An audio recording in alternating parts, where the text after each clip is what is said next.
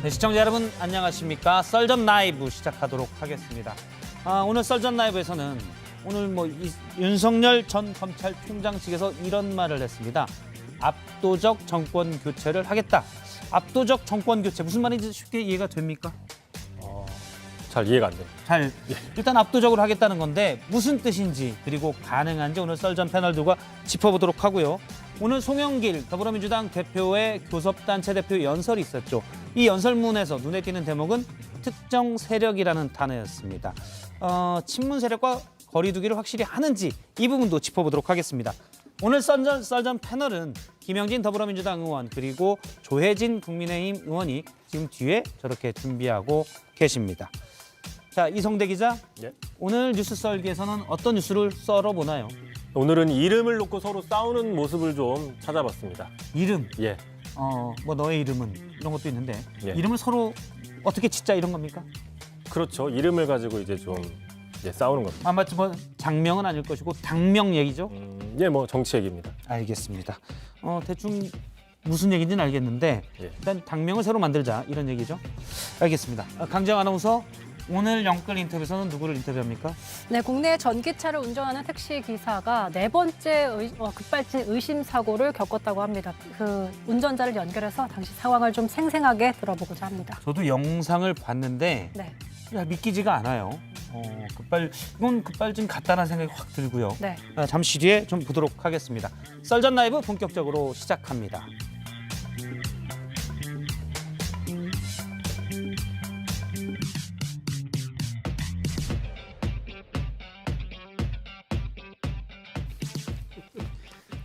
네, 오늘 날선 토크 썰전 라이브 시작하는데요. 오늘 패널은 김영진 더불어민주당 의원 그리고 조혜진 국민의힘 의원이 나와 있습니다. 안녕하세요. 네, 안녕하세요. 반갑습니다. 반갑습니다.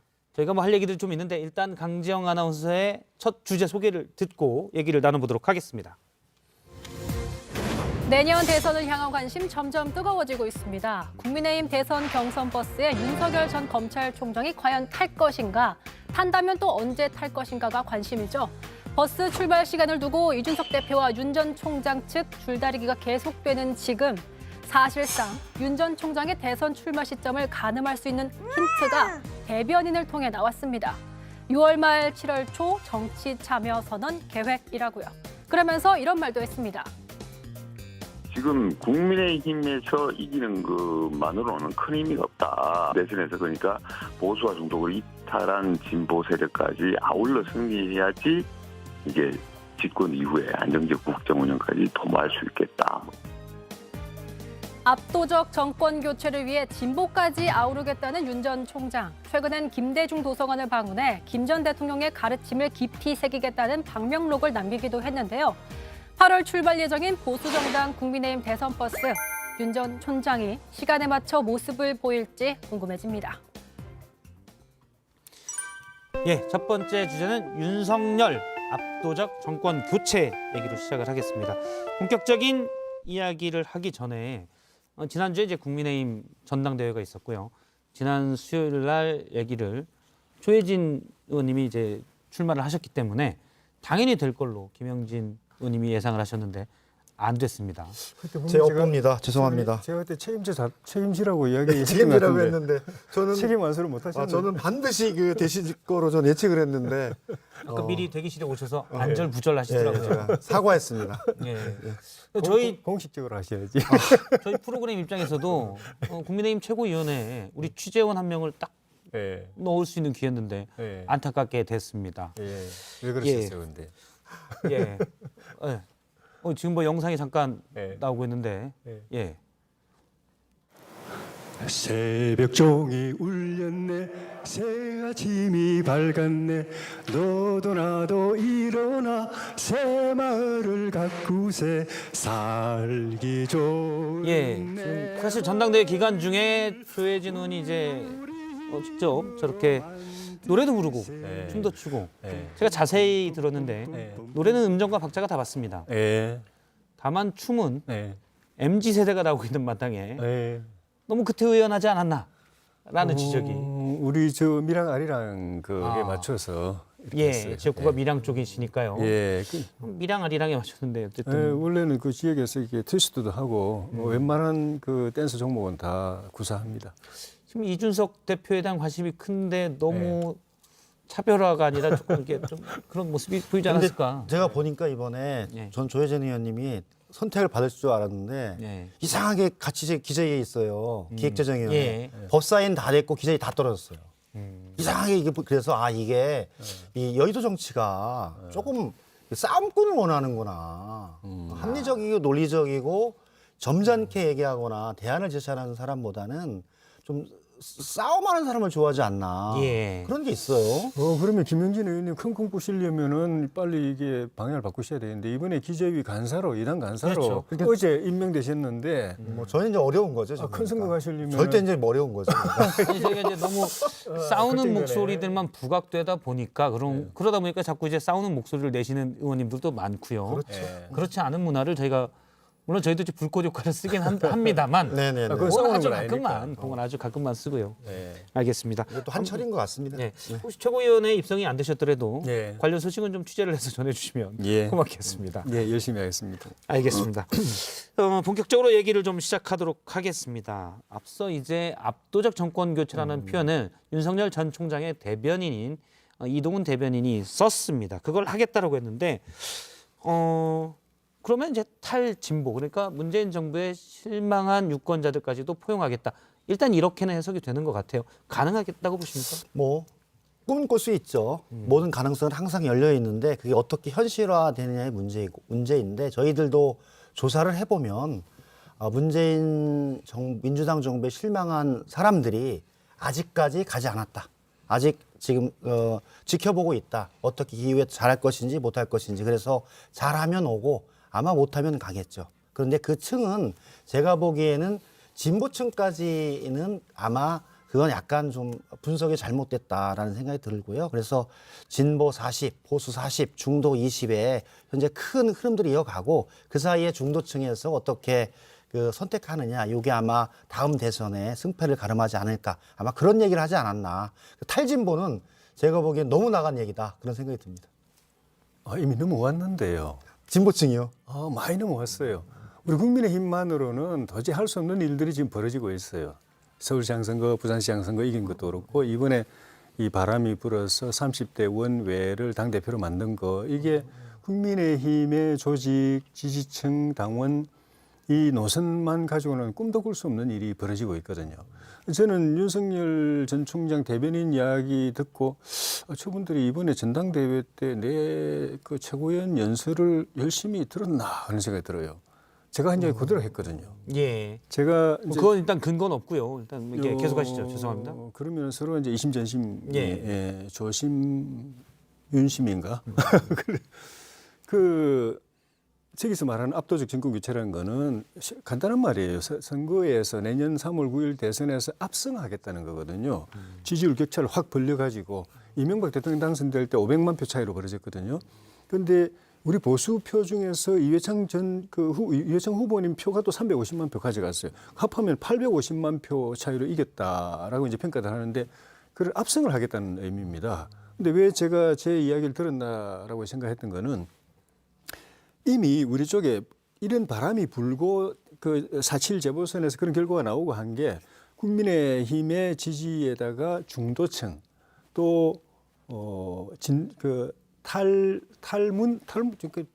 탈진보라고 그랬던데 진보층 가운데서 문재인 정권에 실망한 계층 그러니까 세대적으로는 20, 30대 또 지역적으로는 호남의 일부까지 지금 여론조사에서 호남에서 우리가 20% 이상 나오니까 이게 다 이쪽으로 와 있는 바람에 일부 조사에서 17%로 올라가게 있었습니다. 이런 현상이 생긴 거예요. 그런데 이게 그대로 가면은 대선까지 그대로 가면은 그렇죠. 그러니까 그래서 지금 말씀하셨듯이 그런 경향성은 있습니다. 예. 있는 건 객관적인 사실이고 여론조사에서 나오는데 네. 실제로 쭉 여론조사를 보면 네. 민주당 정당 지지율이 30%에서 32%를 유지하고 있고 네. 우리 국민의힘이 35에서 이번에 한 뭐 40도 가는 경우가 있고 38 오는 경우가 있어서 네. 편차는 벌어졌지만 네. 크게 그렇게 볼 수 있는 징조 그 정도는 어디냐면 그런 정도의 압도적인 정권 교체를 한다면 민주당이 한 뭐 10%대로 떨어졌다.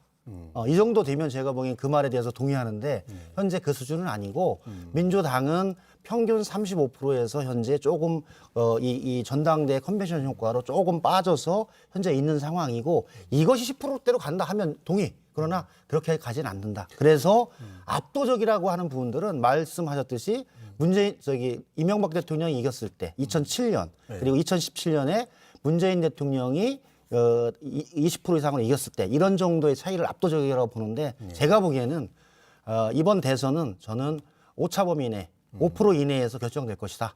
그래서 다들 꿈은 꾸지만 그 안에서 국민들이 선택할 것이라는 보고 있습니다.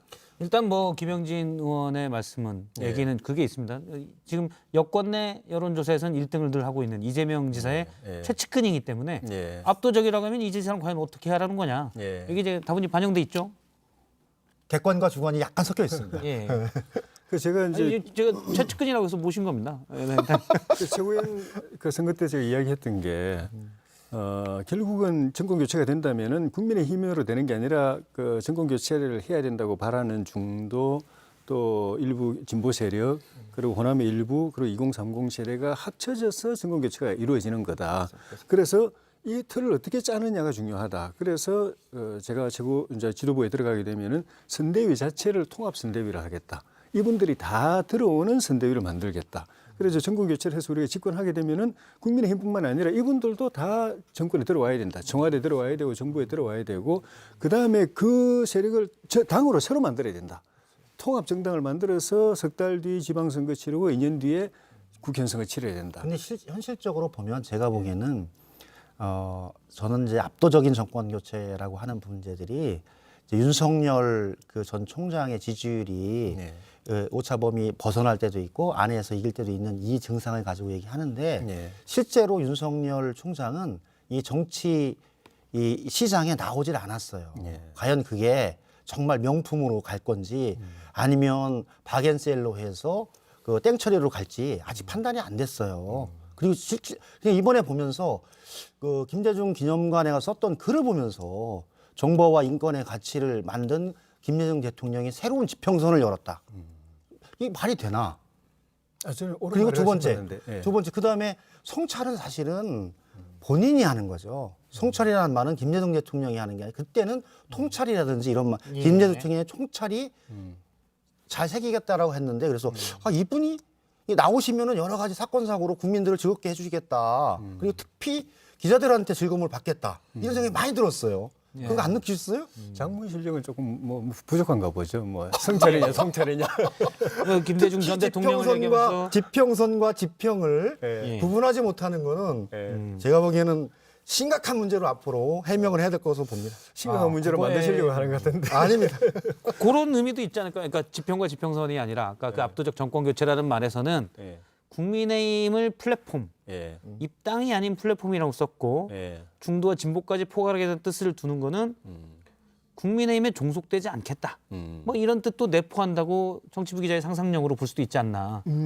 그거는 좀 다른 것 같고요. 다른가요? 일단 압도적 정권 교체는 일단은 토대는 지금 마련되어 있는데 어떻게 주워 담느냐가 중요하고 그다음에는 본인의 희망사항이 섞여 있다고 봅니다. 그렇죠. 왜냐하면 다음에 가령 3월 9일 날 본인이 후보가 돼서 당선돼서 집권한다고 하더라도 집권 5년 기간 중에 초기 2년 제일 중요한 2년을 여소야대에서 국정을 이끌어야 되거든요. 2년 안에 중요한 건 다 해야 되는데 여소야대 180석 이 야당 그래 되면 야당이 되는데 거대 야당이 되는데 이 야당이 이 굉장히 앙앙불락하면서 이게 충돌할 텐데 국회에서 원하는 법안 제대로 통과할 수 있는 이 토대를 마련 못하고 그 정권 주요 그 핵심 사업을 초기에 추진한다는 게 어렵기 때문에 압승해서 여론의 국민의 지지 압도적 그렇다고 이제 정계 개편할 수는 없기 때문에 여당 의석을 빼앗을 수는 없기 때문에 국민 지지가 압도적으로 있으면은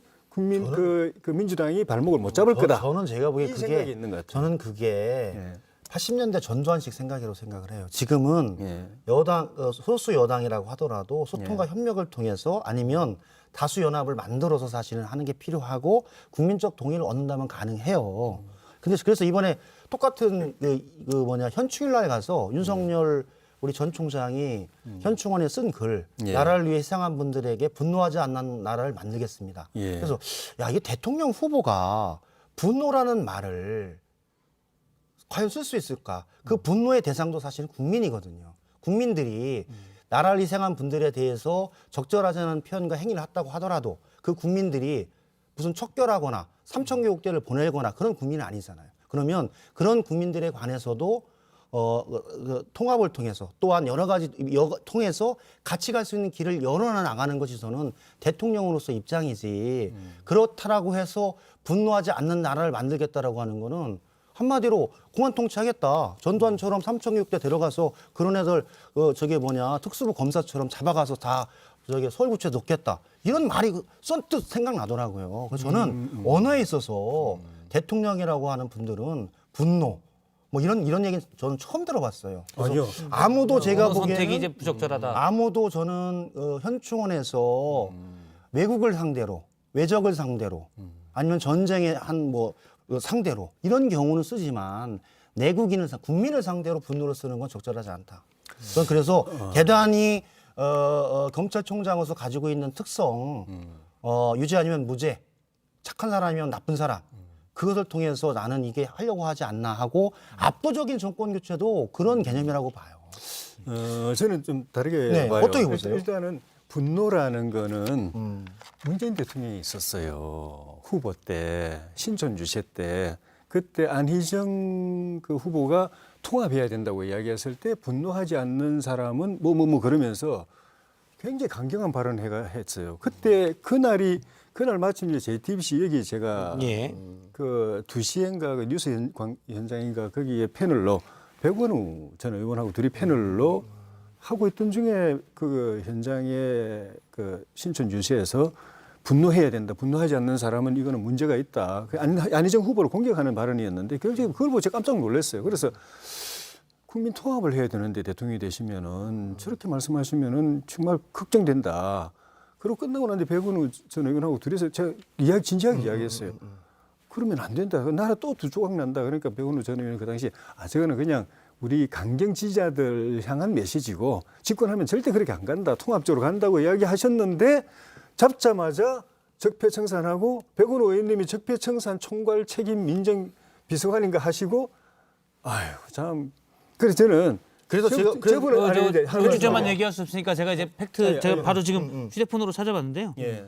말씀하신 대로 2017년 4월 30일 날 예. 신촌 유세에서 예. 이것 때문에 휴대폰을 무음으로 해놓고 가지고 옵니다. 예. 여러분 정권 교체 원하십니까? 문재인 당시 후보께서 얘기를 했고요. 당시에도 압도적 정권 교체라는 표현이 쓰였고요.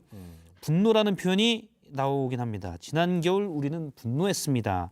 이때 이제 이른바 촛불혁명을 얘기한 거죠. 그 사항이었죠. 그때 당시 이제 촛불혁명은 어떻게 보면 국정농단에 대한 대상을 했기 때문에 명확했던 부분이었죠. 아니요. 여기 기사에는 일부만 인용됐을 텐데. 저희 전문으로 보고 있는데요. 아직 지금 초반만 보고 있어서. 예. 네. 그래서 저는 동일한 그때 방송 그 뉴스 현장 틀어보면 네. 나오실 제가 거예요. 의원님 그러니까 저는 그 문제에 관해서 조금 저는 의원님하고 우려를 많이 생각해요. 예. 윤석열 총장이 정말 모든 국민의 대통령이 된다고 하면 그런 분노라든지 이런 부분들은 저는 적절하지 않다.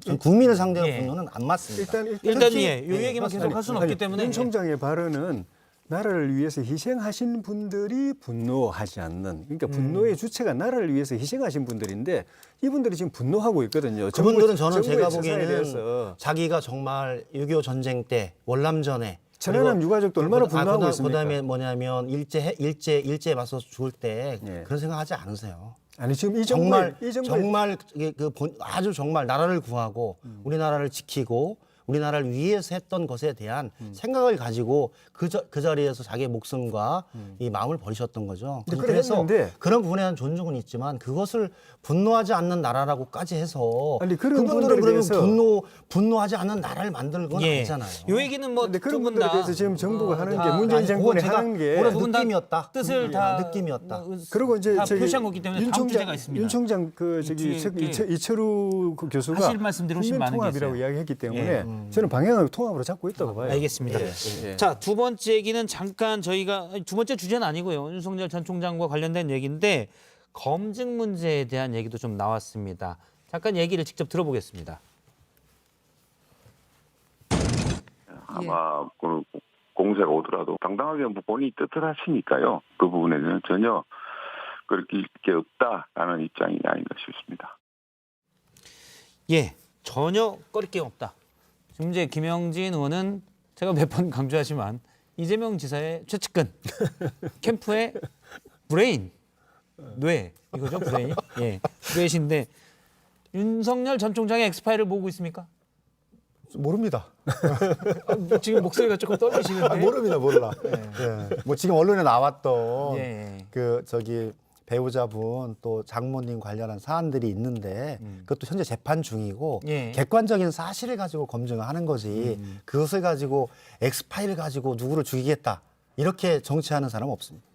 절대 그런 거 없습니다. 대선 때마다 다들 하던데요. 그 객관적인 사실을 검증하는 아, 거죠. 검증하는 거고. 검증. 일단 왜냐하면 이번 대선은 현재까지로선 윤석열 전 총장 대 이재명 지사로 현재 여론조사로는 많이 보이기 때문에 당연히 이재명 지사 측에서는 모으는 게 상식적인 게 아닌가 알아보고 사실을 검증하고 있는 거죠. 그러면 지금. 아니, 제가 보기에는 아직 뭐 그렇게 저는 아까 말씀드렸듯이 윤석열 총장이 빨리 그 정치 시장에 나와서 국민의 입당을 해서 거기에서 같은 당내 의원들 간의 경선을 통해서 충분히 저는 검증이 된다고 봐요. 1차적으로.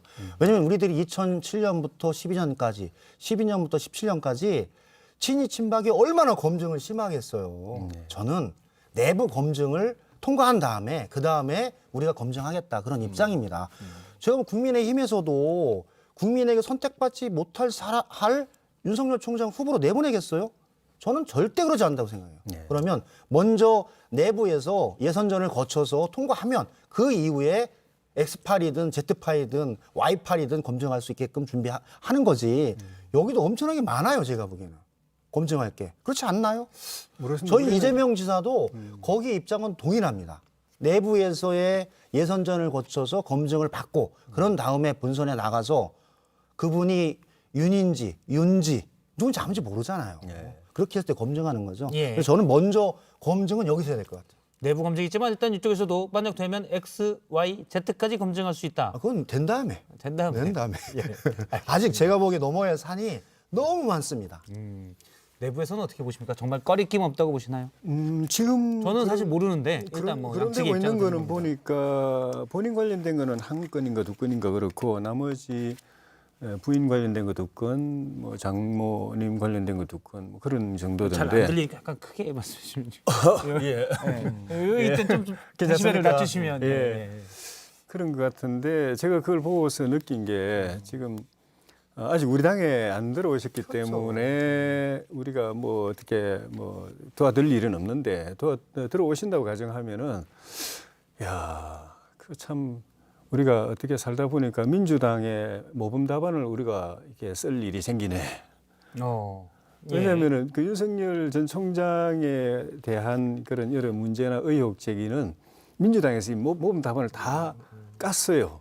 윤 총장 그 총장 인사청문회 때 또 국정감사 때 우리가 문제 지적할 때마다 민주당에서 아주 답안지를 정답지를 딱 제시해 줘가지고 우리는 그걸 그대로 가져와 가지고 민주당이 그 문제 제기하면 그대로 이야기해 주면 되는.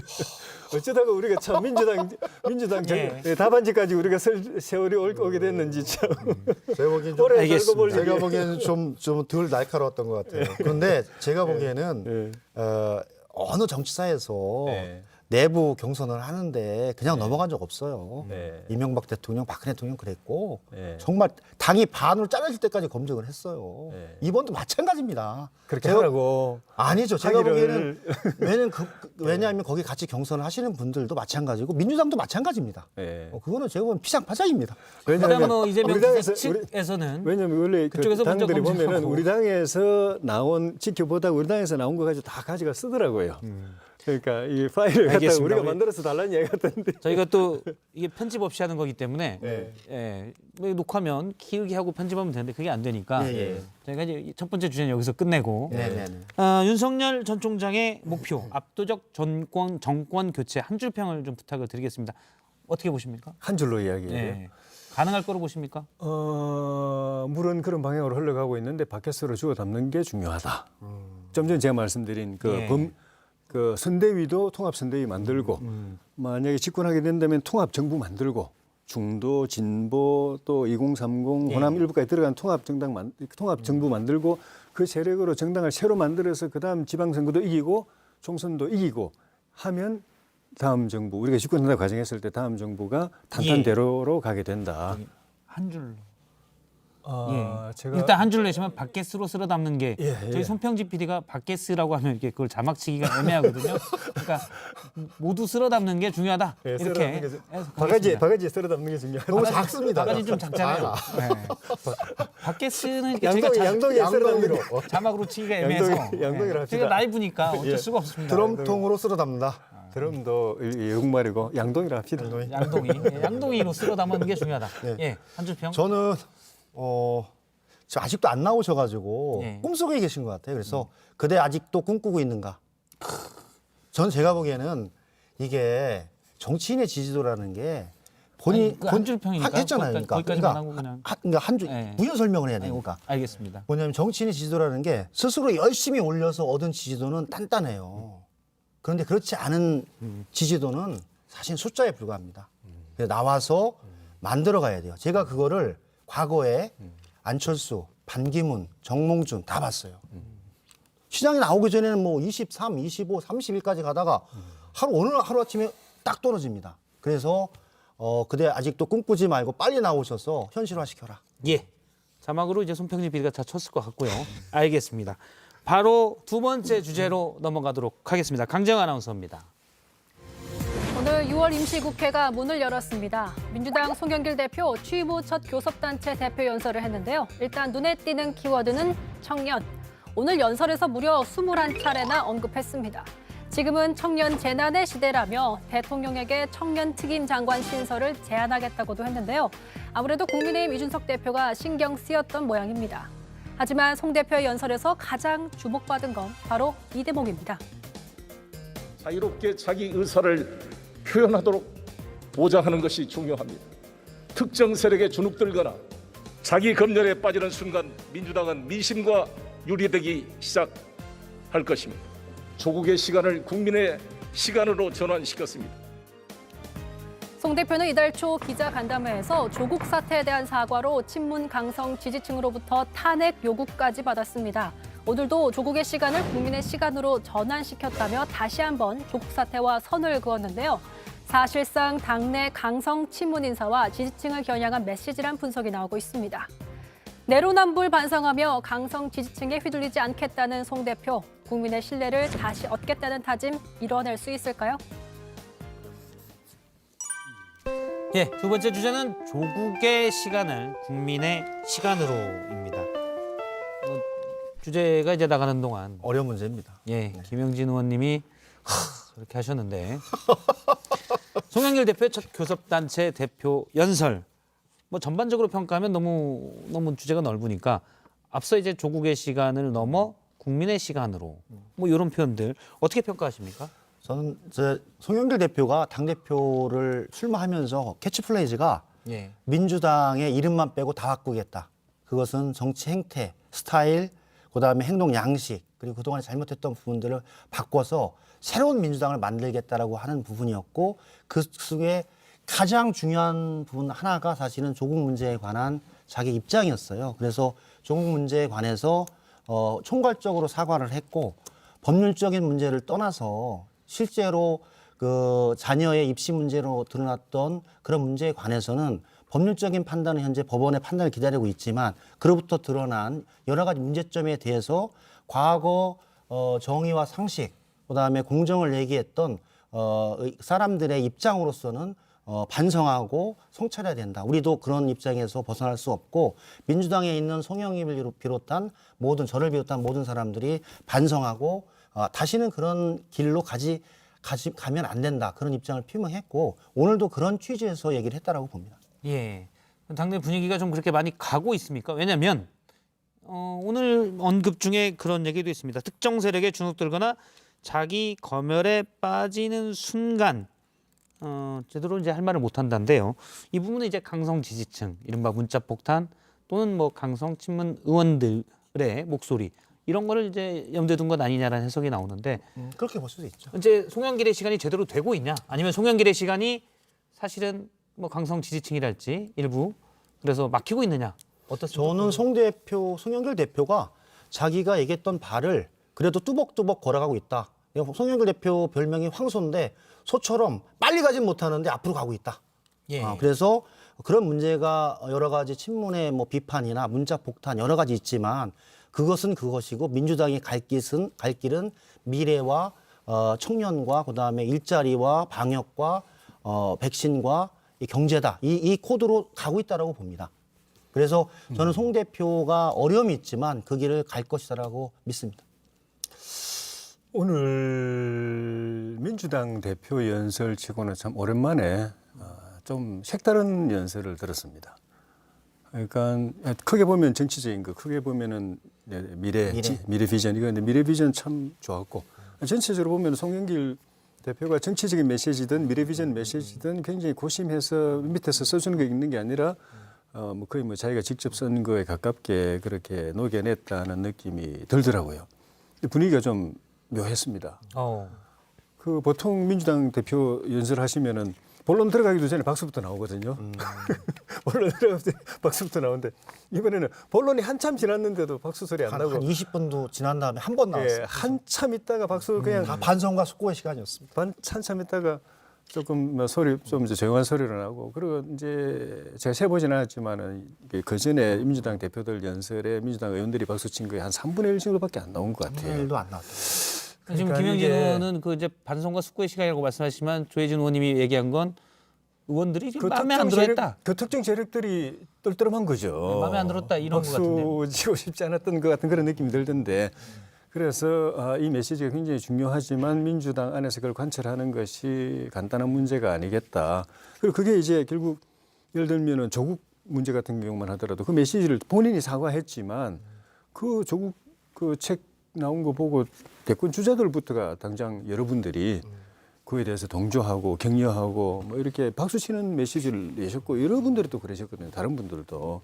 그게 현실이거든요. 그리고 친문 쪽에서 뭐 쪽에서는 뭐 그냥 사재기 하듯이 책을 이제 사고 그런 현실인 점 그런 것들이 이 대표 이게 또 이제 결국은 당내 경선과 대권하고도 관계돼 있기 때문에 강성 친문의 방향이 있고 또 송 대표와 같은 방향이 있고 이 두 개가 약간 안에서 후보자를 놓고 경쟁하는 관계 측면도 있기 때문에 그럴 수 있죠. 제가 그래서 어느 보기에는 쪽으로 가느냐에 따라서 각 후보의 운명도 결정되고 당의 진로도 예. 결정되고 그렇죠. 그러니까 송 대표의 고민이 있는 거죠. 예. 고민이 있는 거죠. 한마디로 아까 큰 양동이에 물을 담는다고 하듯이 통합의 예. 지도부와 통합 플랫폼을 만든다고 하듯이 예. 송 대표도 이 우리를 지지하는 사람들이 더 이상 흩어지지 않고 크게 가면서도 한 방향으로 가고 혁신의 방향으로 가고자 하는 그런 고뇌가 있는 겁니다. 그렇지만 큰 방향에서는 가겠다라고 하는 측면이 분명한 거고 그러면서 조국 문제에 관한 사과 그리고 부동산 국민권익위 조사에 대한 12명에 대한 조치 그리고 이후 부동산 정책에 대한 반성과 그다음에 대안에 대한 제시 이렇게 하고 그다음에 그 주택 공급 정책을 통해서 청년과 집 없는 서민에 대한 문제를 해결하겠다. 그리고 미래 비전에서 탈탄소 경제로 가면서 새로운 미래를 만들어서 2050 새로운 선도 경제로 대한민국을 선도 국가로 만들겠다. 큰 비전을 했기 때문에 여러 가지 반성과 성찰 그다음에 말씀하신 사항도 있지만 미래를 가겠다라고 하는 메시지가 송 대표로서는 정말 자기가 구상하고 고민했던 바를 충분히 얘기했다. 물론 일부는 제가 보기에 마음에 안 들을 수 있죠. 의원이 114명인데 다 마음에 들었겠습니까? 의원이 114명 174명이네. 174명. 아, 예, 174명인데 예. 다 마음에 들었겠습니까? 그러니까 이제 송 대표는 제가 볼 때는 잘은 몰라도 정치 생명을 걸었다고 봅니다. 본인이 강력한 저항에도 불구하고 계속 밀고 나가서 그 비전대로 당이 바뀌면은 다음에는 더 높은 그 목표도 향해 갈 수 있고 그렇지 않고 그게 비토 당해가지고 팽당하면은 뭐 어려운 상황이 될 수도 있고. 지금 근데 송 어쨌든 대표는 하여튼가 지금 단태 신국의 뜨거운 불판 위에 올라가 있습니다. 어쨌든 그 안에 오늘 딱 결정해서 박수 치지 않은 의원들이 많이 있었고 그렇지 않아요. 또 뭐 문자 폭탄 보내는 사람들이 있고 한 그 현실을 뚫고 어떻게 나갈 것인가가 저는 제가 일단 뭐 보기에는 뜨거운 불판은 연옥에 있는 건데. 근데 제가 보기엔 송 대표가 예. 불판에 올라가서 가장 좋은 선택을 해서 이 길을 개척해 나갈 것이다라고 봐요. 알겠습니다. 송 대표 별명 아시잖아요. 호남 3대 천재 집안의 그 송씨 집안의 네. 막내입니다. 네. 아 그런가요? 전제 집안 막둥이. 알겠습니다. 세 번째 주제를 이제 세 번째 주제는 이제 정책 얘기를 좀 해보려고 하는데요. 제일 뜨거운 얘기입니다. 수술실 CCTV. 계속 뜨거운 이야기 나오네. 예. 계속 불판 위에 저희도 있습니다. 불판이에요, 이게. 이제 강재영 아나운서의 소개로 주제를 듣겠습니다. 수술실 CCTV 설치 법안, 정치권의 뜨거운 감자가 됐습니다. 하지만 이 법안 벌써 6년째 논의 중인데요. 시간을 거슬러 올라가 보면 어깨 관절 수술을 받던 환자가 뇌사 상태에 빠지는 일이 있었습니다. 전문의가 아닌 의료기기 영업사원이 수술을 집도했기 때문이었죠. 안전하게 진료받을 권리를 외치는 목소리가 커지자 지난 2월 민주당이 수술실 CCTV 설치를 다시 추진하기로 했습니다. 최근 여당의 입법 요청에 국민의힘 이준석 대표 이런 입장을 밝힌 바 있습니다. 수술 CCTV가 이제 나한테 보급이 되게 되면은 의료 행위에 있어가지고 의사들이 굉장히 소극적으로 임할 수 있습니다. 네. 사회적 논의가 더 필요하다는 이 대표의 입장에 이재명 경기지사는 수술실 CCTV 설치법은 국민 80% 이상이 압도적으로 동의한 법안이라며 이 대표가 입장을 유보해 실망했다고 했습니다. 이준석 대표도 테러 방지법 반대한 민주당은 그러면 테러를 옹호하는 거냐, 언제까지 선악을 주장해서 여론조사 정치를 할 거냐라고 맞불을 뒀습니다. 한편 민주당 송영길 대표는 어제 의료사고 피해 유가족을 찾아 6월 내 법안 처리를 약속했는데요. 6년째 논의만 거듭해온 법안, 이번엔 결실을 맺을 수 있을까요? 예, 세 번째 주제는 수술실 CCTV 여야 입장은입니다. 뭐 이거 드리기 전에 일단 강재영 아나운서가 이 관련 내용을 브리핑을 하는 동안 김영진 의원이 윤석열 총장은 이제 입당해야 되는 거 아니야? 뭐 이렇게 묻고 있고 하겠지. 이런 얘기가 오갔습니다. 저는 그냥 시청자들에게 전달하기 위해서. 예. 별 내용은 없더라고요. 저는 뭐 센 거 있으면 아니, 제가 보기에는 저기 딱 결단을 하는 거죠. 그렇죠. 삼지대로 가서 삼자구도로 할 건지 아니면 올 건지. 그거 다음 주에 제가 시간 많이 드리겠습니다. 수술실. 네, 수술실. 수술 들어갑시다. 자, 수술실 CCTV 일단 지금 뭐 여론은 상당히 설치해야 된다는 의견이 높습니다. 국민의힘 입장은 뭡니까? 당의 입장은 없어요. 제가 알아봤는데 예. 이거는 국회 그러니까 복지위 안에서도 의원들 간의 의견이 엇갈리는 거지. 그 당과 당 사이의 의견 차이는 없습니다. 일단 뭐 이준석 대표는 앞서 얘기한 대로 이거는 뭐 따져볼 부분이 많이 있다. 의사들이 굉장히 소극적으로 임할 수 있다. 조심스러운 입장을 보였어요. 일단 뭐 해석은 윤호중 원내대표가 했듯이 부정적이다라고 해석이 되고 있고요. 윤 대표는 그런 식으로 몰아가는 것 같아요. 그래서 약간 선동적으로 하는 것 같은데 그 결국은 법안은 복지위가 일단 결정하고 복지위 안에서도 법안 심사 소위가 결정하거든요. 예. 그 소위위원이 여야 합해서 11분입니다. 그중에 6분이 민주당이에요.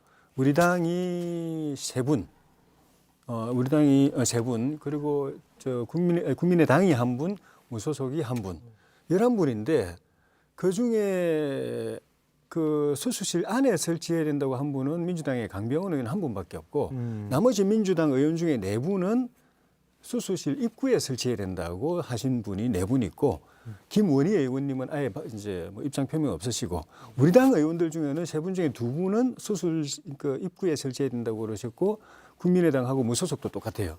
그런데 우리 당 의원 중에 1분은 또 서정수 의원님은 입장 표명이 없으셨고 그러니까 의원들끼리 의견이 엇갈려 있는 거지 당론도 없습니다 지금. 현재는 그러니까 의원님이 이제 여러 가지 사안을 얘기했지만 민주당에서는 예. 그 문제에 관해서 입장을 정리한 거예요. 지금도 사실은 수술실 입구에는 CCTV가 달려 있어요. 지금 다 달려 있습니다. 왜냐하면 출입자를 확인하고 또 제3자가 누가 들는지 확인하고 하게 있는데 그 문제를 벗어나서 환자와 보호자가 동의하면 그것을 설치하라. 이게 사실은 CCTV 법의 핵심이에요. 설치가 아니고 촬영이 동의죠. 아니, 촬영이. 그러니까 설치하는 거죠. 설치해야 촬영이 가능하죠. 그러니까 설치는 동의 요건이 아니고 설치는 예. 강제고 네, 네. 그걸 촬영을 할 촬영 것이냐 하는 거는 동의를 그러니까 환자와 보호자가 동의하면 촬영을 촬영을 하는 할 수 있게끔 예. 하자라는 거고 예. 두 번째는 그렇다고 해서 그 촬영이 수술 부위나 개인의 인격이나 프라이버시를 침해하는 것은 하지 않는 거예요. 그리고 이것을 현상에서 볼 수 있는 것은 만약에 거기에 사고가 일어났다든지 이런 의료 사고라든지 특정 사고가 일어났을 때 객관적으로 확인할 때만 그 CCTV를 보자. 이거예요. 그리고 민주당의 현재 모아진 의견은 그렇다는 그렇죠. 말씀이시죠? 그렇게 그런 상황이고 민주당들은 대부분 다 동의가 됐는데 저는 이런 문제는 그래서 우리 의원님도 계시지만 20대 때도 오랫동안 논의를 해왔어요. 그럼 이제 결정할 때가 된 겁니다. 그 속에서 소극적 진료나 소극적 수술로 갈 수 있다는 우려도 있는데 그것보다는 환자의 안전과 환자가 알고자 하는 알 권리와 그리고 자연스러운 분위기 속에서 좀 더 건강하게 수술할 수 있는 분위기를 만들어주는 거죠. 두 번째는 실제로 한 몇 주 전에 나왔지만 병원 사무장, 간호조무사 그리고 행정 직원이 수술을 하잖아요. 난 그거 정말 이거 황당한 경우였어요. 근데 만약에 CCTV가 달려 있으면 최소한 그렇게 못한다. 못하죠. 못하죠. 이제 공개 자체는 문제가 생겼을 때만 CCTV가 하지만 달려 일단 있다고 있으면 못하는 게 아니라 그- 촬영을 하게 되면 못하죠. 못하죠. 그러니까 그거는 네. 사고가 있을 경우 그 경우에 한해서 그것을 확인하는 거고 또 일정 시간이 지나면 그 CCTV는 폐기를 하기 때문에 예. 지금 대한의사협회나 의사들이 얘기하는 것처럼 그것을 통해서 의사분들의 그 수술에 소극적인 수술이라든지 방어적 수술로 가면서 국민의 생명과 안전을 잘 하고자 하는 의료 본연의 역할을 좀 더 축소시킨다. 이런 건 약간 기우인 것 같아요. 왜냐하면 현재 예. 전국에 한 14% 정도가 CCTV를 설치해서 하고 있는데 전혀 문제 없어요. 일단 국회에서 지금 논의되고 있는 거는 촬영을 허락할 거냐 말 거냐가 논의되고 있는 게 아니고 설치를 설치. 할 거냐 말 거냐. 설치는 뭐 수술실 설치는 안에 차이령입니다. 설치하면 촬영을 한 목적으로 하는 목적으로 것이지 하는 사실 그러니까 뭐 목적으로 하는데 이제 촬영은 당연히 이제 그 환자나 보호자 동의가 예, 있어야 동의가 되고, 있어야 되고. 그거는 뭐 여야가 뭐 별 의견도 없는 것 같고. 그러니까 제가 근데 보기에는 설치를 수술실 안에 설치를 할 것인가 강제로 설치하게 만들 것인가가 이제 쟁점인데 예. 지금 말씀하신 거 보면은 민주당은 설치하는 걸로 됐다는 거 아니에요. 근데 왜 그 6분 중에 4분이 제가 찬성을 보기엔 안 다시 하시죠? 한번 확인해 보시면 되는데요. 예. 제가 예. 그 민주당 전체 간사단 회의에 들어가서 사실관계를 매번 진행 사항을 확인하는데 예. 우리 그 보건복지의 김성주 간사는 예. 명확한 방향을 가지고 처리한다. 근데 너무 김성주 간사님도 지금 그 수술실 입구에 설치해야 된다는 입장을 어떻게 그렇지 않습니다. 다시 한번 확인해 보시면 되는데요. 예. 제가 속기로서 확인했습니다. 아니 그 이후에 많은 논의가 진전이 예, 됐죠. 가장 최근 예. 소식을 최근으로 일단 김영진 의원이 할인한 아니요, 거죠. 최근 회의의 속기록입니다. 가장 최근 아니, 회의 그러니까 속기록. 최근에 우리 회의를 하면서 해서 정리한 안이고 예. 그것에 대해서 이제는 이게 의원들의 관점을 하기에는 어렵고 개별 의견에 너무 차이가 많이 나요. 예. 특히 야당이 너무 방어적으로 나와서. 그런데 여론조사를 보면 80% 국민은 한번 해보자라는 거예요. 예. 그런 경우는 제가 보기에는 국민의 뜻대로 국민의힘당의 대표를 이준석 대표로 바꿨으면 이런 경우는 국민의 뜻이 80% 모여졌으면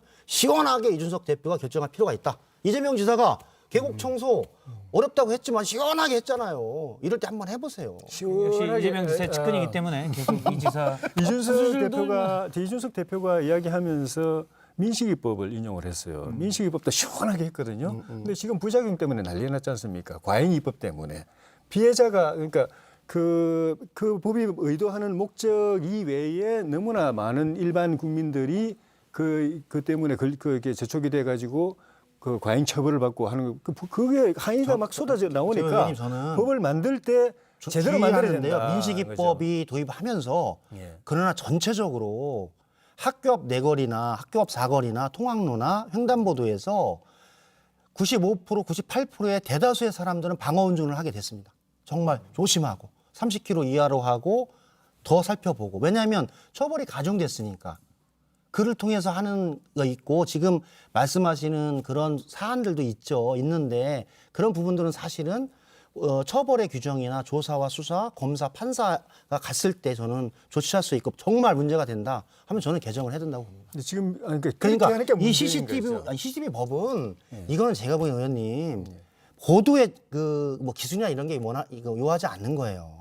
아니 한 3, 4년 지금 논의했으면 이런 정도의 갈등은 결정을 해야 된다. 이준석 대표가 격정하는 것도 최근에 국회가 이게 그 인기 영합성 그 과잉 입법들이 너무 남발돼 가지고 언론에서 한번 그 문제가 됐다고 하면은 며칠 안에 자판기 찍어내듯이 법 만들어 놓고는 부작용이 생기면은 나중에 뭐 내몰라라 해버리고. 그러면 이제 예. 그 이거는 부분을 상당히 내가 보기에는 전문가들 대한의사협회도 그렇고 또 환자 단체도 그렇고 환자 피해자 단체도 그렇고 여야 국회의원들이 충분히 논의를 했기 때문에 그 우려들을 잘 방어해 나가면서 이제는 결정을 할 때가 됐다. 정치의 핵심은 결정하고 집행하면서 국민들에게 그 이득을 드리는 거 아닙니까? 민주당이 물론 뭐 최근에 여론조사가 높다고 해서 다 맞는 건 아니지만 부동산 예. 3법도 부동산 3법 만들어 놓고 본회의 통과시켜 놓고 일주일 뒤에 아유 이 문제가 있었냐고 또 개정 안 내놨어요.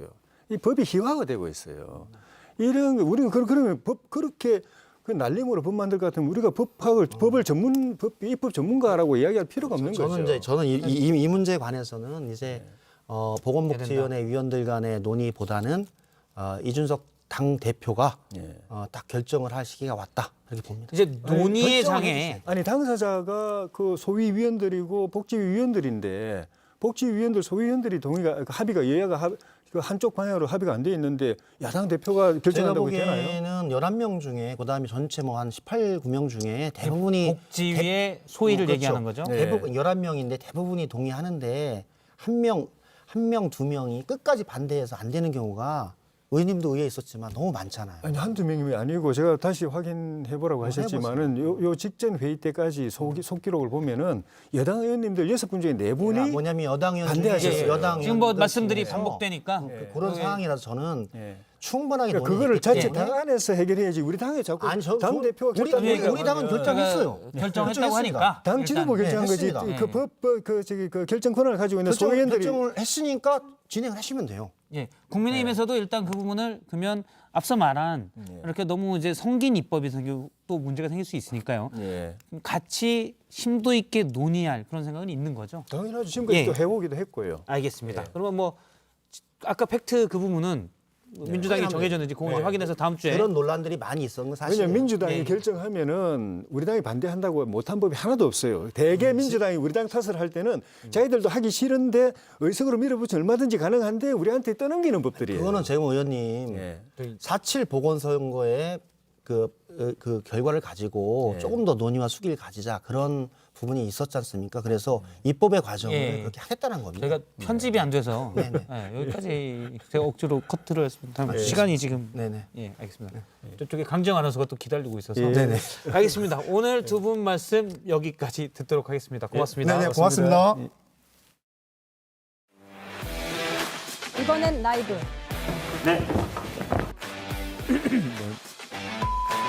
여러분은 지금 시청자 제일주의 썰전 라이브. 썰전 라이브. 썰전 라이브를 보고 계십니다. 이 시각 주요 뉴스 알아보겠습니다. 오는 7월부터 5인 이상 사업장도 주 52시간 근무제 적용을 받게 됩니다. 경영계가 법 위반 시 처벌을 유예하는 계도 기간을 요구했지만 정부는 현장 안착 방안을 마련해 예정대로 시행한다고 밝혔습니다. 국방부 검찰단이 성추행 피해 공군 부사관 사망 사건과 관련해 공군 본부 법무실을 압수수색했습니다. 제20전투비행단 군 검찰의 부실 수사와 피해자 국선 변호인의 신상 정보 유출 혐의에 대한 조사가 목적입니다. 오늘 새벽 서울 강남구에서 20대 남녀가 마약 소지 혐의로 체포됐습니다. 경찰은 수입 차량 내부에서 마약이 거래되고 있다는 신고를 받고 출동했으며 현장에서 압수한 10,000분의 가루는 국과수에 보내 정확한 성분 조사를 실시할 예정입니다.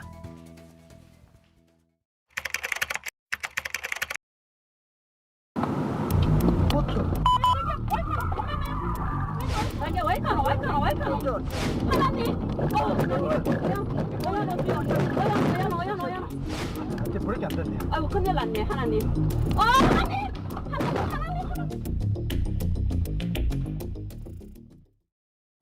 네, 정말 보기만 해도 아찔한 영상. 지난 5월에 대구에서 발생한 사고가 담긴 블랙박스 영상이었습니다. 정상 주행 중이던 전기차가 갑자기 굉음을 내면서 질주한 건데 자, 운전 미숙이라고 생각할 수도 있지만 운전자는 40년 경력의 베테랑 택시기사였습니다. 당시 차를 몰았던 기사님을 연결해서 당시 상황을 좀 더 들어보겠습니다. 나와 계시죠? 예, 안녕하세요. 네, 선생님 지금 몸 상태는 괜찮으신 거죠? 트라우마 공포에 시달리고 있습니다.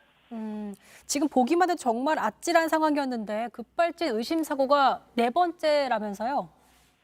예, 2차 구입한 지 한 달 만에 급제동 이상이 일어났어 예약 후 또 사고가 발생했는데 그 사고도 세차 한 달 만에 운전자 부주의로 정비도 제가 다 부담했습니다. 선생님 지금 4번 모두 지금 사고가 난 차량으로 운전을 하신 거예요? 네, 맹 이 차량입니다. 예. 이 차량으로 벌써 4번째 사고가 난 거고요. 예. 지금 영상을 보면은 마지막에 가로등을 들이받고서야 차를 멈출 수 있었습니다. 그 당시 상황을 좀 돌이켜 보셨을 때 어떻게 멈춰야겠다라고 생각을 하셨던 거예요? 어떤 생각이 드셨는지? 이 거리가 1.5km인데 갓길로 계속 세우기 위해서 인도 브레이크를 박아도 정차 서진 않고 속도는 계속 나고 지금 현장을 지나면 고가도로 만나면 더 큰 사고가 발생하기 위해 가로등을 받게 되었습니다. 그렇죠. 예. 사이드 브레이크 같은 것도 들지가 않던가요? 브레이크가 숙내가 뿌고 엔진 스위치도 작동도 안 되고 에어컨 작동도 안 되고 전체가 먹통인 상태에서 차는 계속 질주한 이런 상태였습니다.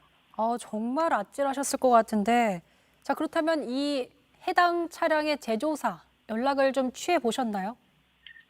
예, 이 차가 4번째 났는데 회사에서는 운전 부주의로 계속 이 운전자에게 책임을 돌리기 때문에 저희 이 차량을 지금 서비스에 맡겨놓고 국가수에 제가 의뢰한 상태입니다.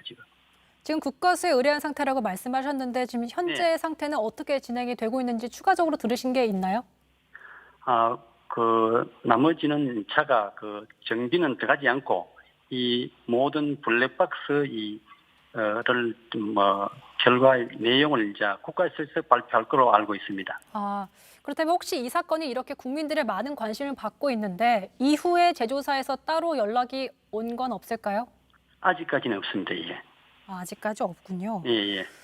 지금 사실 가장 현실적인 부분이 어쨌든 직업이 또 택시를 운전하시는 기사분이시기 때문에 차를 또 운전을 하셔야 합니다. 다시 운전하실 수 있으신지? 예, 지금은 고속으로 나갈 때 브레이크가 말 안 들을 때 이 심리적으로 공포감 때문에 정신적과 잠잘 때 이 불안감이 계속 마음에 일어나기 때문에 정신적 한참 이 후유증이 갈 것 같습니다. 차량에 운전석에 앉으면 이 불안감이 정신적으로 오래 갈 것 같은 느낌이 듭니다. 선생님 혹시 이제 전기차로 지금 사고가 난 거기 때문에 차량 구입에 대해서 좀 후회하거나 그때 당시를 좀 떠올리신 적은 있으신가요? 전기차 연료 전략으로 샀는데 후회가 많이 되지요. 이 차량의 세차 한 달 때부터 지금 20개월간에 4번에 일어났을 때 정신적 피해, 물질적 피해 너무 이 20개월에 마음의 고통이라 하는 거는 남은 알 수 없을 것 같습니다. 저 마음은 너무 억울하기도 하고 제한테 다 운전 부주의로 돌리니까 회사에서는 저 운전 소비자들은 이 약한 의대 남에게 항의할 데도 없고 당할 수밖에 없는 이런 사정입니다. 사실 이 사건이 따님이 억울함을 호소하면서 국민청원까지 올라왔습니다. 그러면서 많은 국민들이 안타까워하고 있는 상황인데 국내에선 전기차 급발진이 최종적으로 인정된 사례가 없다고 합니다. 사건 그렇다면 그래도 어떻게 좀 해결되길 바라는지 말씀해 주시죠. 예, 저는 제가 운전한 1.5km 그 공포감에 이런 일을 운전부주의로 상황을 보고 박혀가는 사람도 브레이크 밟고 속도를 줄이기 위해 가지고 운전부주의가 아니고 차량 이상이 있다고 말씀을 하셨고 또 제 아내도 저하고 음성으로 브레이크 안 된다는 이렇게 정확하게 얘기했는데도 이 차가 결함 아니고 운전부주의를 하면은 저는 참 억울한 사람 저같이 더 이상 나오지 않기를 원합니다. 이 사건이 국가수에서 정확하게 밝혀져서 우리가 억울함이 없기를 바랍니다. 네. 국가수의 결과를 좀 기다려봐야 할 것 같고요. 지난해 국내에 등록된 전기차만 13만여 대에 달합니다. 비슷한 사고가 반복되지 않도록 철저한 조사가 이뤄졌으면 좋겠습니다. 네, 오늘 얘기 여기까지 듣겠습니다. 고맙습니다. 네, 감사합니다.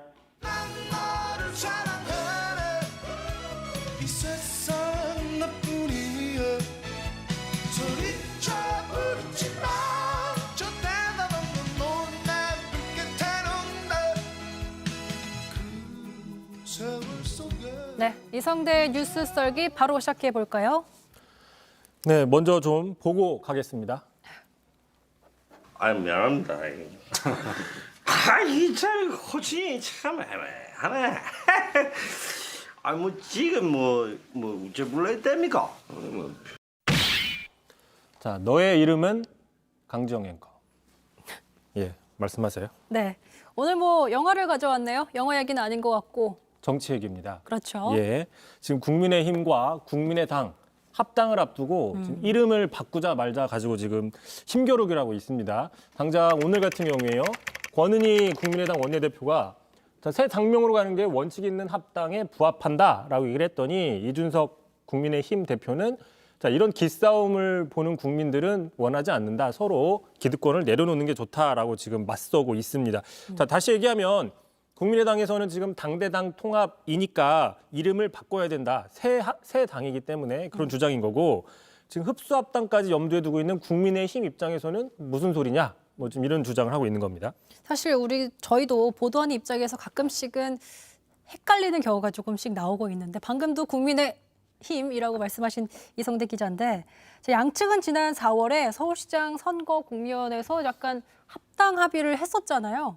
그때 당시에 좀 논의가 없었어요? 그러니까 그때에 대해서도 좀 말이 약간 다르고 있습니다. 지금 국민의당 입장에서는 그때도 분명히 당대당 통합, 신설합당에 대해서 확실하게 그 원칙을 얘기했다라는 거고 자, 반면에 국민의힘 입장에서는 당시 안철수 대표가 조건 없는 합당을 이야기를 했었다. 근데 이제 와서 하나씩 조건을 붙이고 있다. 이런 입장으로 지금 맞서고 있는 겁니다.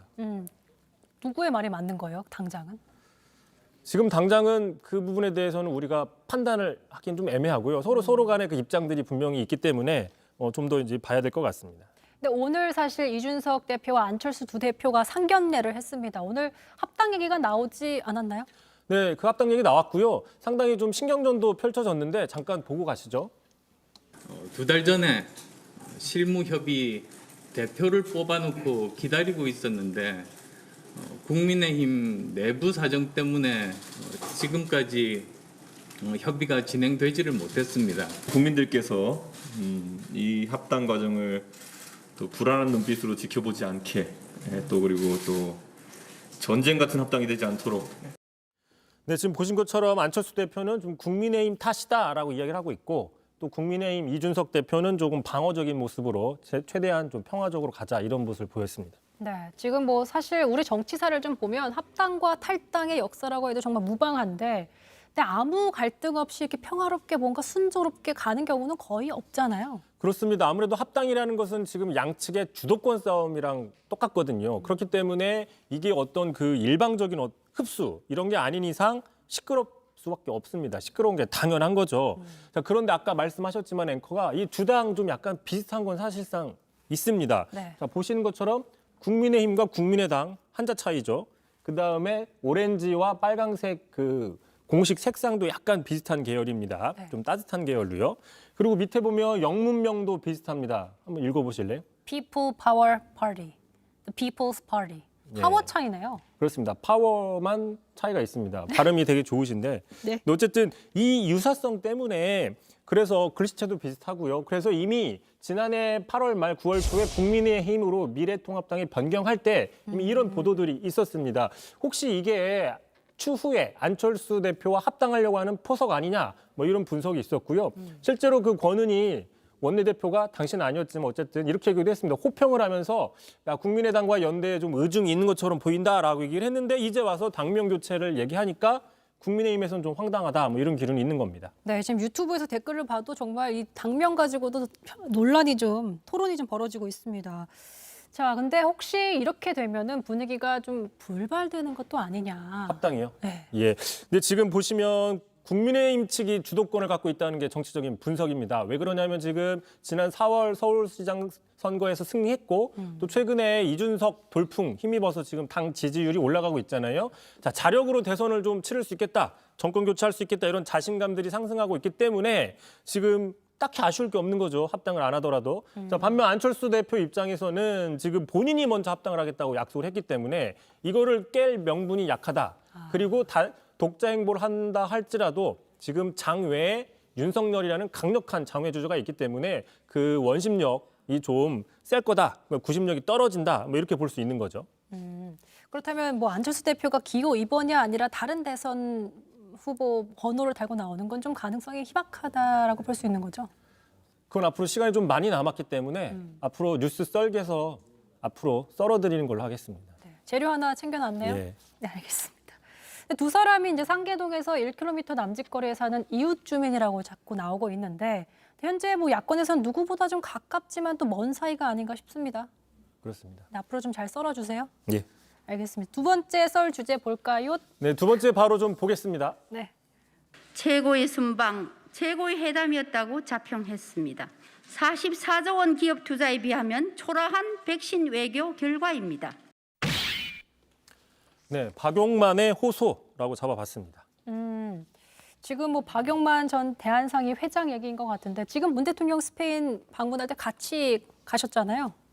네, 그와 연관된 이야기인데요. 지금 본인이 페이스북에 글을 올렸는데 자신이 그동안 대통령 순방에 따라간 게 벌써 4번째랍니다. 그 4번째 순방 따라간 거에 대한 소감을 좀 올렸습니다.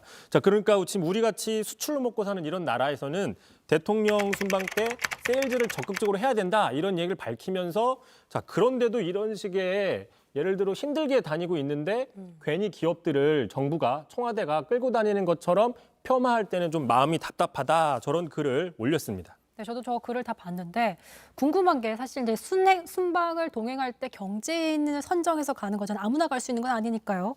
근데 정말 이게 기업들이 가기 싫은데 청와대에서 콜을 해서 가는 건지 실제 상황이 어때요? 청와대도 출입을 또 하셨으니까. 예, 그 반대로 볼 수 있는 게요. 네. 일단은 모든 기업들이 대통령 순방에 따라가고자 하는 게 대략적인 이야기입니다. 아무래도 대통령을 따라가야 그 나라의 어떤 정상들을 만나고 평소에는 만나지 못하는 그런 권력자들을 만날 수 있게 되는 거죠. 그렇죠. 그렇기 때문에 청와대에서 기업들 명단을 짤 때 상당히 그 많은 관심을 받게 되고 또 반대로 기업들에게 물어보기도 합니다. 갈지 안 갈지. 그리고 예를 들어 이런 스페인 순방 같은 경우에는 스페인과 투자 협력 관계가 뭐 많은 기업들이 우선적으로 좀 갈 수도 있는 거고요. 자, 이런 거기 때문에 지금 일각에서는 대통령이 해외 순방할 때 기업들을 어거지로 우르르 데리고 간다.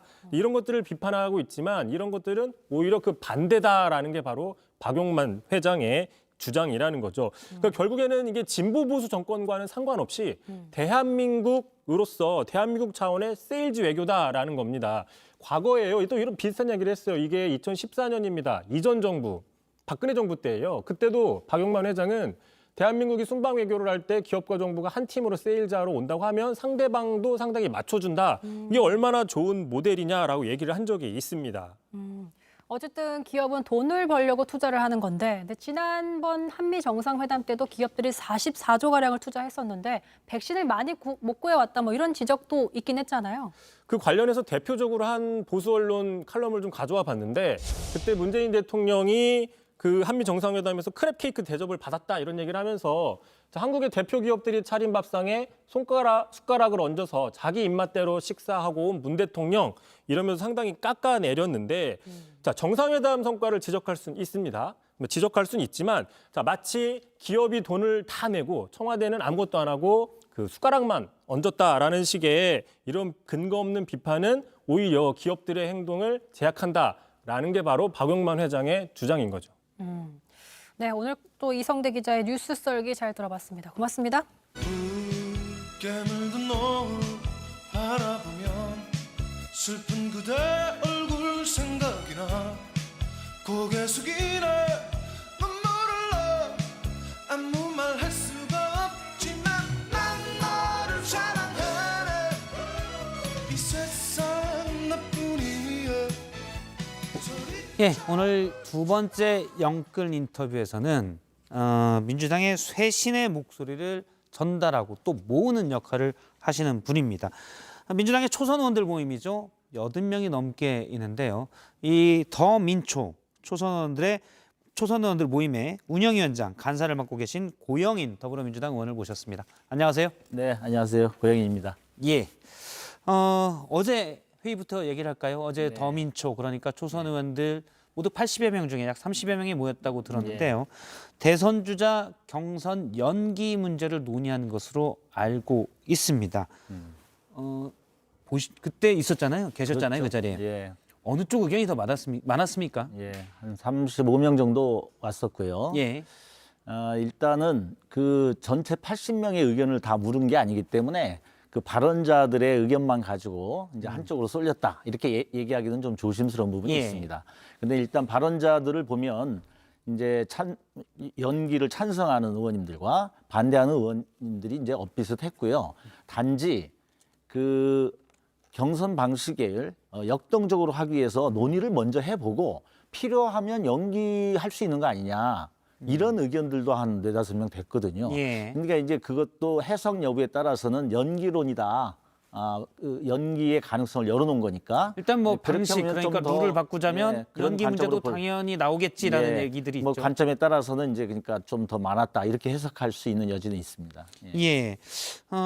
일단 연기 쪽 의견이 발언자들만 놓고 보면 더 많았다라는 조금 거고요. 더 그렇다고 볼 수 있습니다. 그러면 모아진 초선 의원들의 얘기를 하는 건 아니지요. 전체 의견이요? 그거를 그렇죠. 모아서 입장을 밝히는 건 아니고.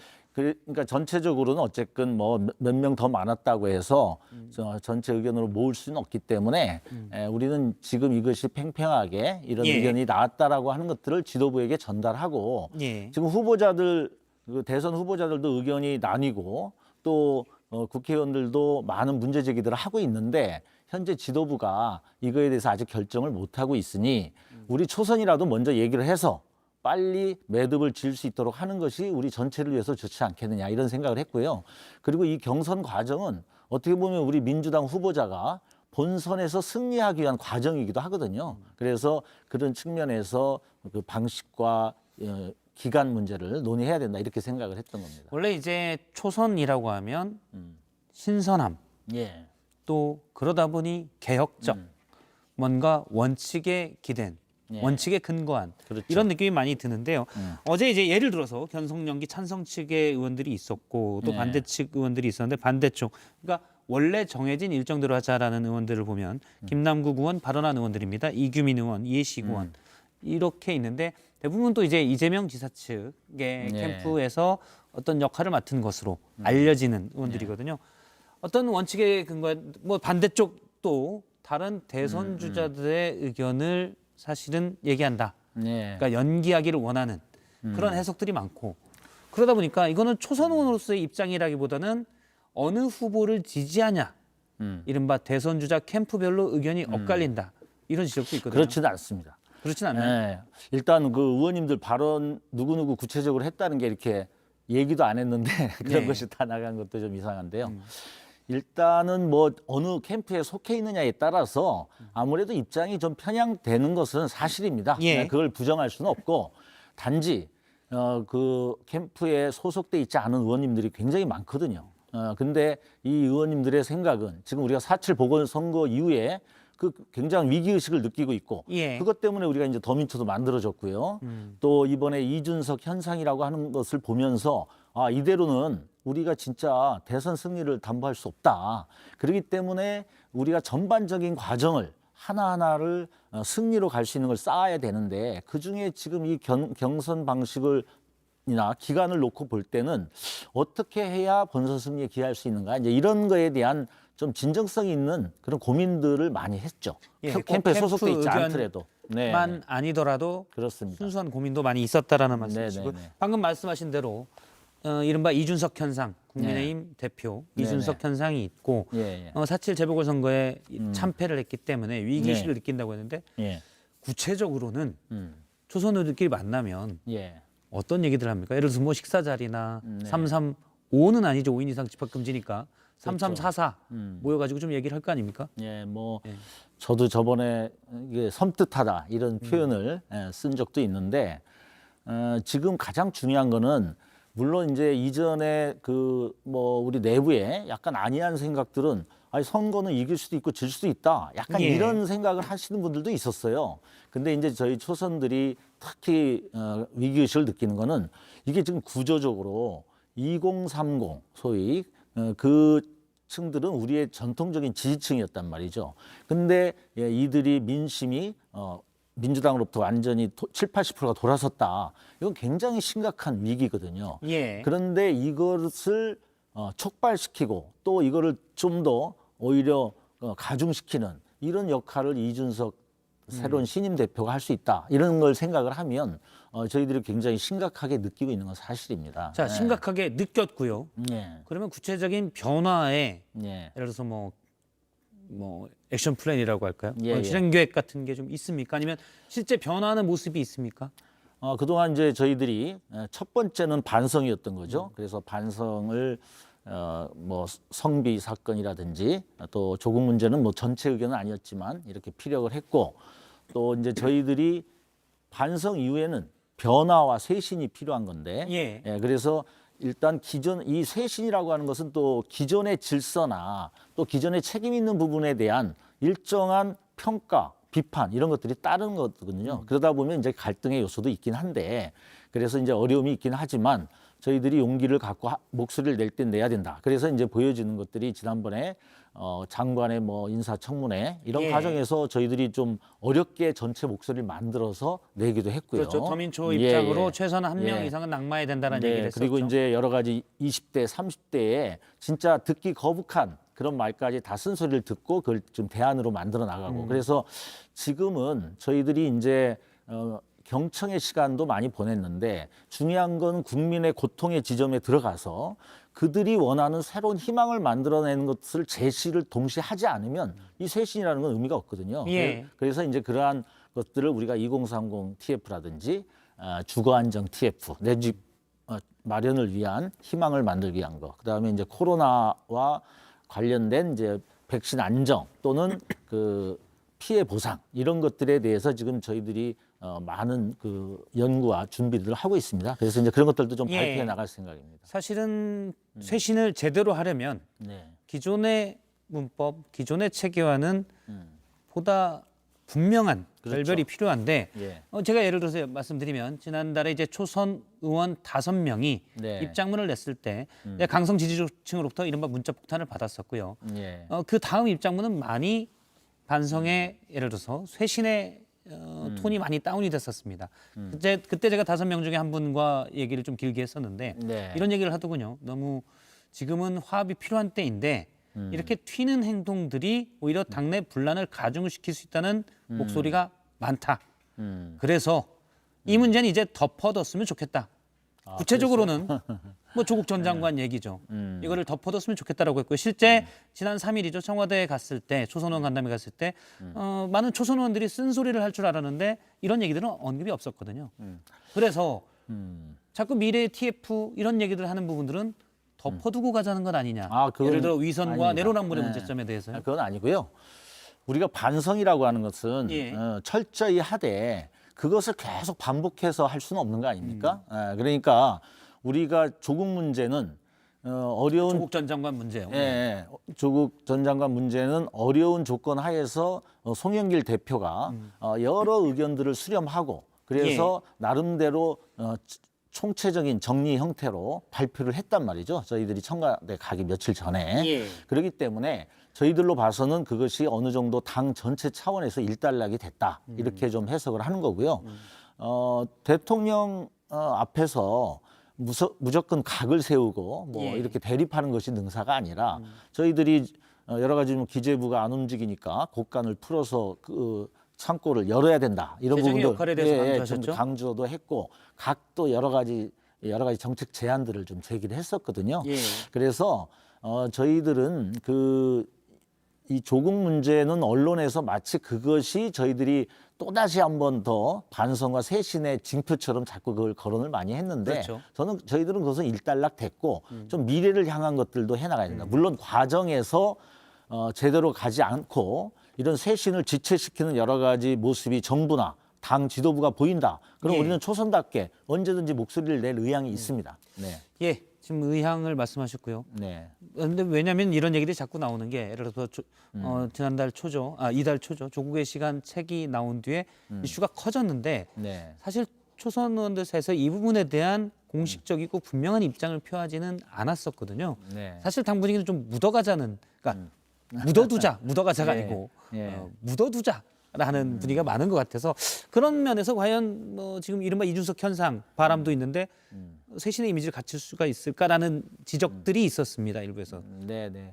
그렇지만 뭐 아까 말씀드린 대로 저희들은 그동안의 초선 뭐 5인의 문제제기라든가 여러 형태로 나타난 것들을 결국은 그것의 총화는 당 대표가 여러 가지를 모아가지고 발표하는 거다. 근데 그 부분에서 입장을 표명했기 때문에 이것을 우리가 매듭을 짓고 새롭게 희망적이고 미래적인 것을 향해서 나가자라고 하는 그런 정리의 차원이지 결코 의지의 쇠퇴는 아니라고 생각하고 있습니다. 알겠습니다. 예. 과거에 이제 초선 의원들이 각자 목소리를 내면서 17대 때죠. 네네네. 108명의 초선 의원들이 그러면서 열린우리당 시절에 네네. 108번내라는 말이 좀 있기도 했습니다. 예, 그렇습니다. 그때는 너무 그러다 보니 중진 의원들이 너무한다, 이게 당이 너무 혼란스럽다라고 했는데 지금은 오히려 혹시 개혁의 목소리를 내려고 할 때 중진들이 자꾸 이러면 당이 분열된다, 이런 건 좀 없습니까? 저는 뭐 사석에서 많이 듣긴 합니다. 있다고. 예, 요즘은 뭐 별로 그런 건 없고요. 이제 조언을 많이 하시는 거고, 물론 작년에 초기에는 이제 저희들도 이제 선배 의원님들한테 배워야 된다 생각하니까 좀 목소리를 낮추고 지켜보려고 했던 것도 있었고, 또 실제 아까 말씀하신 대로 108번내 당시에 너무 이게 천방지축 중구난방 해가지고 오히려 당의 질서 있는 목소리를 못 내다 보니까 이게 배가 거꾸로 산으로 갔다. 이제 이런 어떤 반성에 기초해가지고 좀 우리가 이런 질서를 좀 가지고 했으면 하는 그런 바람이 있었던 것도 사실입니다. 그래서 그것이 은근히 저희들한테 영향을 끼친 것도 있었고요. 그런데 이번에 보궐선거를 겪고 나서 보니까 우리가 중간중간에 느꼈던 우리 당내 민주주의라든지 또는 2030의 어떤 이반되는 모습들을 보면서 우리가 취해야 될 모습들을 우리끼리 이렇게 얘기를 했을 때 목소리를 냈어야 되는데, 또 반성문에서 얘기했듯이 성비 사건이 보궐선거의 원인이 됐음에도 불구하고 그 과정에서 아무 얘기를 못했던 거, 이런 것들을 우리 스스로 이제 반성을 하면서 하는 거죠. 그래서 지금부터는 좀 더 과감하게 선배들 눈치 보지 말고 국민의 눈치를 보자. 그래서 국민에게 필요한 일이고 고통을 경감할 수 있는 일이다 그러면 과감하게 하자. 그래서 예를 들면 이번에 그 소상공인 손실보상 같은 경우도 그 당 분위기는 그 뭐 소급 적용이니 그걸 너무 과도하게 하는 것은 좀 무리다, 이런 의견이 있었지만 초선 의원이 전체 목소리는 아니까 서명을 받아가지고 한 50여 명이 별도로 기자회견도 했었고요. 물론 기자회견했지만 윤호중 원내대표는 손실보상제를 명시하지 않고 재난지원금으로 지원하겠다라고 얘기하긴 했습니다. 이거 하나만 좀 여쭤볼게요. 일각에서는 이런 해석들을 많이 합니다. 민주당 초선 의원들이 정말 개혁의 목소리를 제대로 내지 못하는 이유는 물론 내고 있다고 하시지만 그 눈에 띄지 않는 이유는 일부 초선 의원들이 강성 지지층, 그러니까 민심과 괴리돼 있다고 일부에서 평가받는 강성 지지층의 목소리에 많이 중점을 두면서 사실은 초선 의원들이 더 개혁에 방해가 되고 있다는 지적도 있거든요. 근데 뭐 저도 문자 폭탄을 받아본 적이 있습니다. 근데 그분들의 이제 우리 열성 지지 당원들의 의견도 이제 소중한 의견이고, 그런데 설사 우리가 그들이 원하는 방향과 다른 의견을 냈을 때 문자 폭탄을 받는다고 해서 의원들이 그래도 국민을 대변하고 지역구든 비례로 이렇게 나왔는데 거기에 이렇게 소심하게 위축되고 그러지는 않습니다. 알겠습니다. 민주당의 초선 의원 모임 81명이 들어가 있죠. 더민초의 운영위원장을 맡고 계신 고영인 의원의 얘기를 들어봤습니다. 고맙습니다. 네, 열심히 하겠습니다. 네.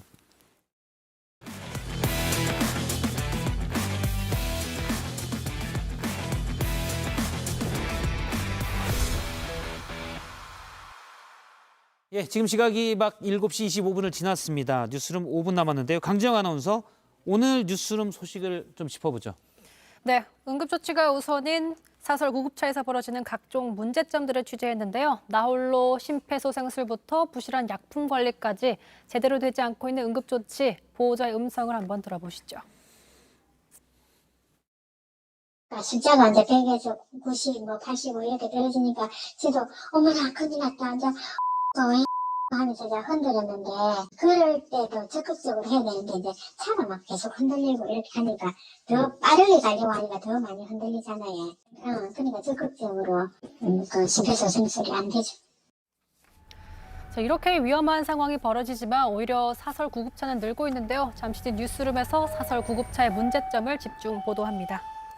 예, 어제부터 시작된 택배 노조 파업 관련해서 잠정 합의안이 나왔죠. 네, 이틀째 회의를 해온 택배업계 노사가 과로사 방지를 위한 중재안에 잠정 합의했습니다. 중재안에는 과로사 주범으로 지목되어 온 택배 분류 작업에서 택배 기사를 내년 1월 1일부터 완전히 뺀다는 내용과 함께 노동시간의 경우 주 60시간을 넘지 않게 한다는 내용이 포함된 것으로 알려졌는데요. 하지만 최종 합의안이 아닌 만큼 정확한 내용은 아직 공개되지 않았습니다. 예, 오늘 썰전 라이브는 여기까지입니다. 잠시 후에 시작되는 뉴스룸도 많은 시청 바라겠고요. 저희는 내일 저녁 6시에 다시 돌아오겠습니다. 고맙습니다.